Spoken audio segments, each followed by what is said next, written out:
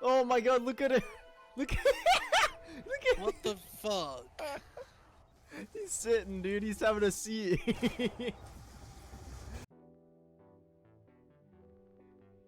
Hi, how's it going? And welcome to Top 5 Reasons Why I Believe Shadows of Evil is a direct upgrade of Mob of the Dead. Now, quickly before we get into this video, I want to mention that I have an opinion, you have an opinion. Our opinions might not be the same. I encourage you to give me your opinion down in the comments because I might have flawed theories here and I really want to see what you guys have to say. So anyway, let's jump straight into it. Now, basically, what we're going to be doing is first I'm going to be going over 5 things Shadows did better than Mob. Then we're going to be moving on to 5 things Mob did better than Shadows. Then I'm going to go over some honorable mentions. And finally, we're going to do some blanket overall similarities between the two maps and the reason why I'm comparing them so closely. So, without further ado, let's jump into it.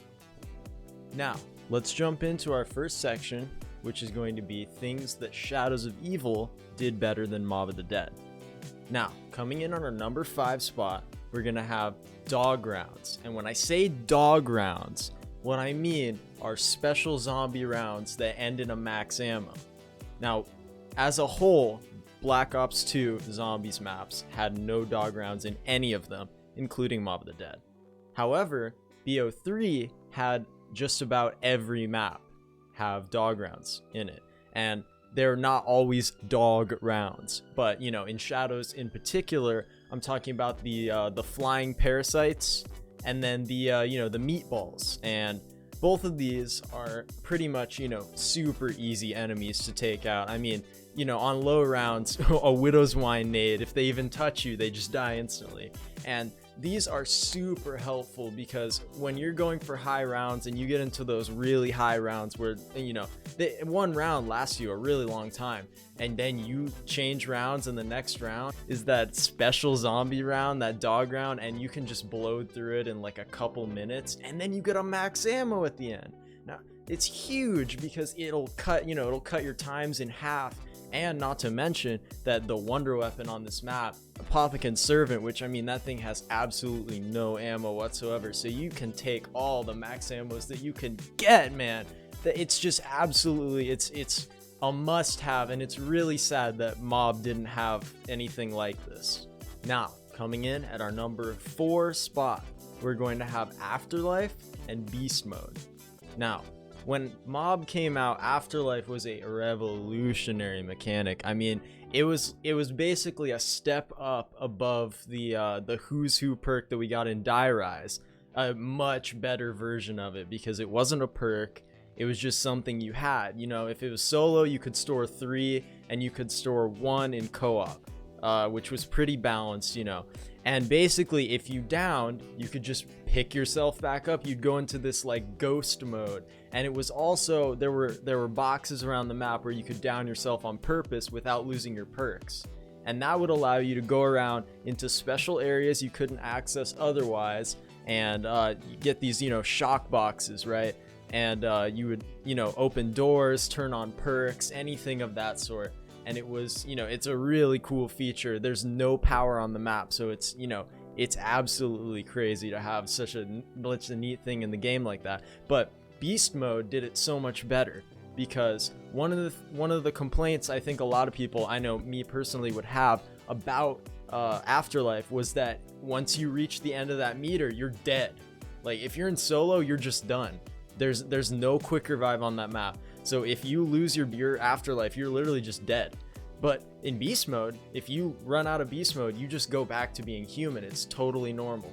And the other thing that Beast Mode did a little bit better is, I mean, you have your lasso tentacle, you have your shocking tentacle, and then you can also do the melee and like swing your tentacles around. Now that's super swing your tentacles around, man. It's so crazy to to even imagine. Like, it's so much cooler than just being a ghost, I think, personally. And what's crazy about it is, in addition to, like, you know, having that knowing you're not just gonna die instantly when you run out of your beast mode, and having all those other features, like when you would shock the zombies to try to get them away from your body in mob, I mean, you're toast, because it was almost better to shock as many as you shock as few as you could, because the more you shock, the more are going to be teleported. They don't even get killed, they get teleported, and then they come back to kill you.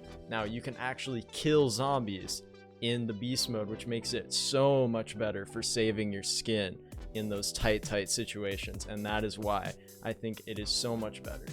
All right, now coming into our number 3 spot, we have the Pack-a-Punch unlock. Now the Pack-a-Punch unlock on this map is just so much easier than the Mob of the Dead Pack-a-Punch unlock. And now don't get me wrong here, in terms of the Mob of the Dead Pack-a-Punch unlock, where you fly on the plane, like, oh, it's absolutely crazy, unparalleled. You know, you're flying on a plane that you just built out of like random stuff you found around a prison, like mind blown, absolutely crazy.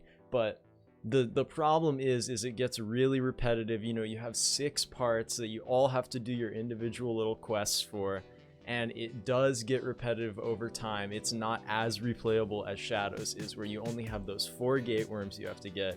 You have to get, you know, your parts and everything. I think it's probably about an equal amount of work in the end, but what's nice is that it's an accessible part of the map, so you can run down and get Pack-a-Punch. You don't have to rebuild the plane every single time. Like, oh, it gets so old to just keep rebuilding the plane. And, you know, that flight sequence never gets old, but it's just a lot of work to get there, you know? And so that's why I think that the Pack-a-Punch in Shadows did it better. Now we're going to be moving into our number 2 spot. This is going to be the Hell's Retriever / Redeemer and the Sword. Now, the Sword is obviously, you know, once you upgrade the Sword and you throw it out, it's basically exactly like the Hell's Retriever / Redeemer. It's a little bit better. It lasts a lot longer, obviously, and it's not like a rechargeable throw.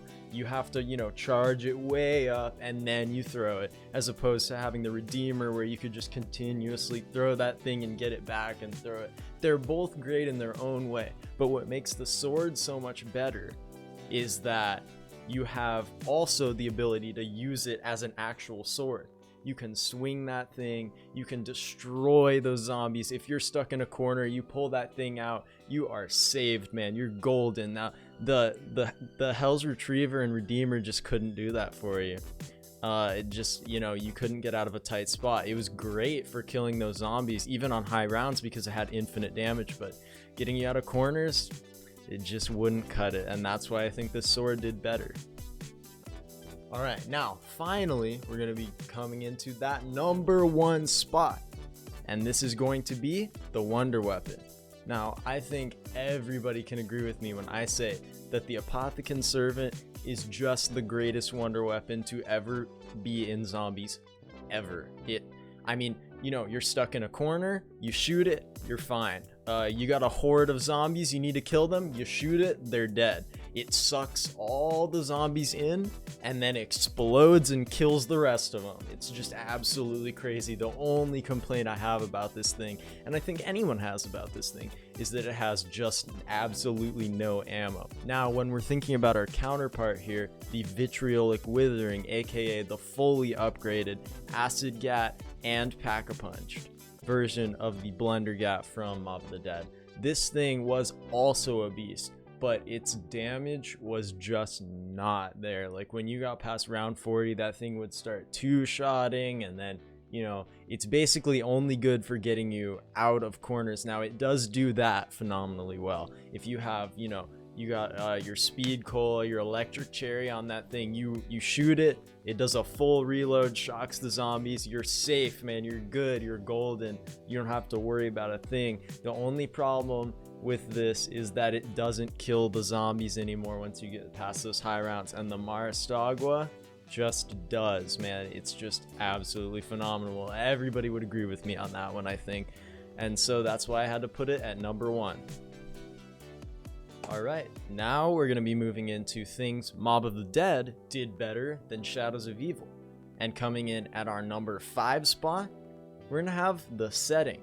Now, I mean, don't get me wrong, when I first spawned into Shadows of Evil and I saw how absolutely beautiful that map is, I mean, you're in this city, it's all raining and dark, and you know, the streets are wet, it's absolutely crazy. And then once you open Pack-a-Punch, you got that big squid in the sky, like, whew, dude, it's cool. But it's not a real place. And Mob of the Dead, I mean, you're on Alcatraz Island, you're on a real infamous, famous prison. I mean, everybody knows about Alcatraz, and you're playing as these mobsters in this prison. Like, oh my gosh, it's just so crazy to be like. And the fact that, you know, Jason Blundell really went to Alcatraz, he looked at the inside and they made that like as accurate as they could be to how it really looks like when you're really there. And it's, you know, it's phenomenal. What a crazy job they did on that map. And that's why I had to put that at number 5. Now, coming in at our number 4 spot, we have Electric Cherry. And this, I mean, the comparison between Electric Cherry and Widow's Wine. Now, Widow's Wine, when it first got announced, I mean, crazy perk, don't get me wrong. It's super useful, it gets you out of tight corners, and in that way, it's very similar to Electric Cherry. However, I think Electric Cherry is more of a staple in the zombies community now because it's been around longer, 1, and 2, because of just how versatile it is.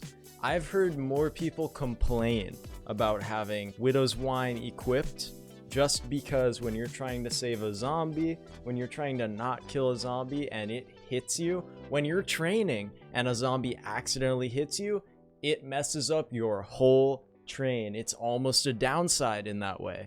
And it's just in those situations that it make it annoying. But I mean, what has Electric Cherry ever done to annoy you? Other than maybe shocking a zombie accidentally. But after a certain number of rounds, it stops even killing. It only stuns them to help them get out of your way. But it absolutely does not kill them by accident and cause you to have a headache when you're trying to do high rounds. It doesn't mess up your trains or any of that nonsense. And that's why I think it's so much better of a perk than Widow's Wine. That's why I put it at number 4.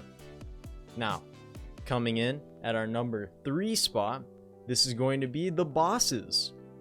Now, Brutus, I mean, I think everybody can agree with me on this one. Brutus, what a crazy boss. He was one of like the first really OG bosses when you think of like bosses in Call of Duty Zombies. And the Margwas, I mean, they're crazy too, but man, are they a pain in the ass. Those things have 3 heads and they only open 1 at a time, so you have to sit there and wait for its head to open, meaning it's invincible when its mouth isn't open. And that means you're backpedaling, staring at this thing, waiting for it to open its mouth so you can shoot it. Meanwhile, zombies come up behind you and hit you, and then you're just dead. You're done. Sorry. Have a good one. And you know, Brutus, on the other hand, I mean, he's still strong. He's crazy strong. He comes in, he locks down stuff. You know, he locks down perks and the box and everything. But you know, you can still take him out. He takes a good bit of damage, but you can destroy him. I mean, if you have the Hell's Retriever or the Redeemer, a couple shots to his head and he's done. And it's just so much easier to deal with. He's not a pain.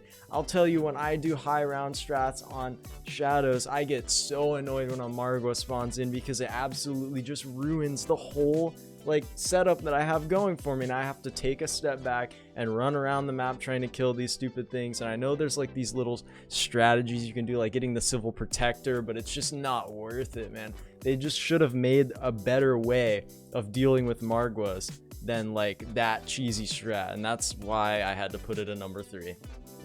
Now, coming into our number 2 spot, this is going to be the characters. I mean, man, the mob characters, oh, they're crazy. You got Weasel, Finn, you got Sal, And then you got Billy, man, you got all of them. It's just they're crazy. They're real actors. Their faces are real actors. That is, like, you see them and you're like, oh, that's really them. You know, it's like they're in a movie. And that whole map feels like a movie. You got these, they're just, you know, they're these notorious mobsters, and then you compare them to Shadow's characters, and meh, Shadow's characters just, I mean, not as cool. Some of them were pretty cool. I mean, you know, you got Jackie V. Every single quote he says is about his name being Jackie V. You got Nero, who's voiced by Jeff Goldblum, and I mean, you know, when I hear his quotes, honestly, I just laugh because I hear goofy Jeff Goldblum doing his lines, and it just, you know, it's so funny because Jeff Goldblum is one of my favorite actors. And then you got the other two characters, and they're kind of forgettable. I mean, the boxer guy, he's kind of forgettable. I don't even know his name, if that's any hint to you. And Jessica, her quotes are kind of boring, you know. It's just, I think that, you know, Misty is a much better example of a really strong female character in zombies. I mean, she's like way cooler than Jessica, hands down. And that's why I think mob characters did it so much better, and that's why it's at number 2. Now, coming in to our number 1 spot, we have the story.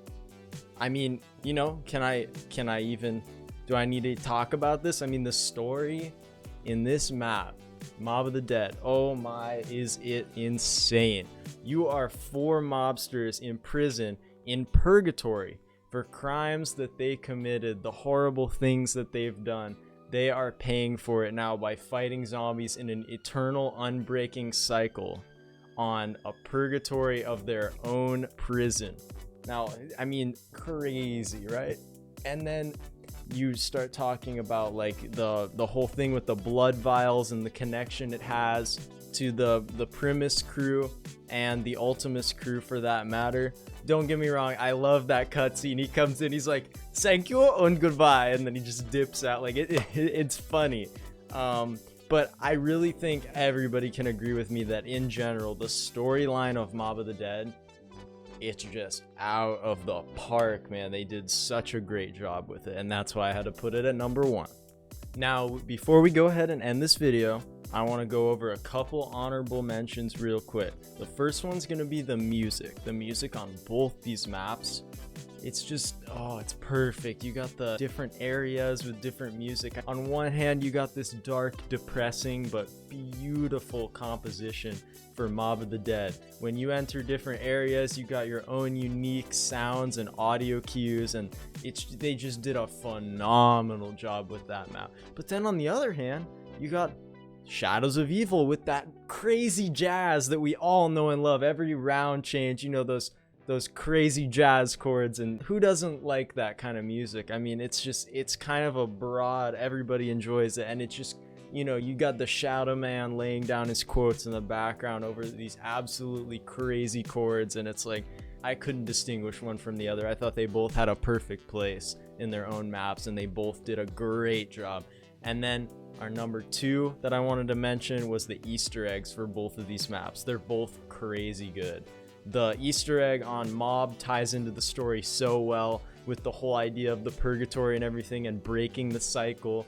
And on Shadows, I mean, you know, you give the summoning key to the Primus crew, and then that leads into the whole Black Ops 3 storyline through the rest of the maps. I mean, they both have their place. You straight up put the Shadow Man in the summoning key. This dude comes and he thinks he can double cross you, and you give him a taste of his own medicine. Like, yeah, so I couldn't distinguish between the two either there. I had to give them their own honorable mention because they are definitely both fantastic. But I think that's going to be it for the video, so I'd like to thank you guys for watching. And real quick, I wanted to mention that I do stream on Twitch, and those links can be found in the description below. I stream just about every day around 7 Mountain Standard Time, so if you're interested in seeing some of that, you know, come on down. But without further ado, I thank you guys for watching, and I'll see you guys later. Peace.